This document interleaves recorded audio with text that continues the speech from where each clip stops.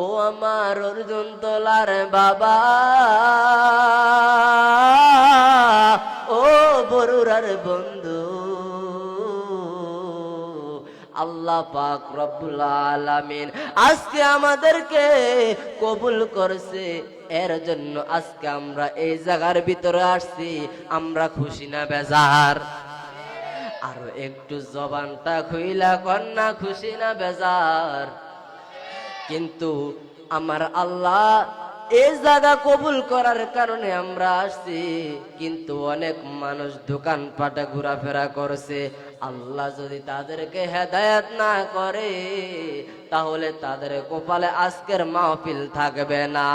ও আমার যুবক ভাইরা, ও অর্জুন তোলার বন্ধু,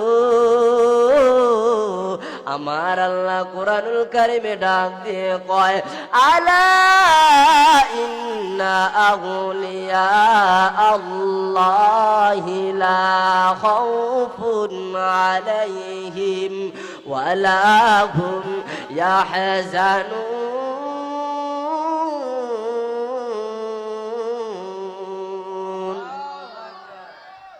আমার আল্লাহ কোরআনুল কারিমে বলেন, যারা আমার বন্ধু হইব, আল্লাহর ওলির কদমে আজকে আমরা আসলাম, আল্লাহর ওলির দরবারে আসলাম আমরা কিছু নেওয়ার জন্য। কথা কোন ঠিক কিনা?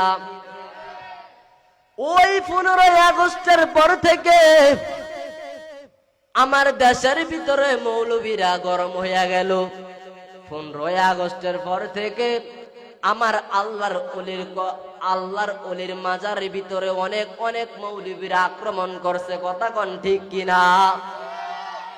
ওই মৌলবীরা তারা তো বুঝলো না আল্লাহর ওলির নীলা খেলা, কেউ বুঝে কেউ বুঝে না। ওই নাস্তিক দলেরা আমার আল্লাহর ওলির মাজার উপর আক্রমণ করেছে রে।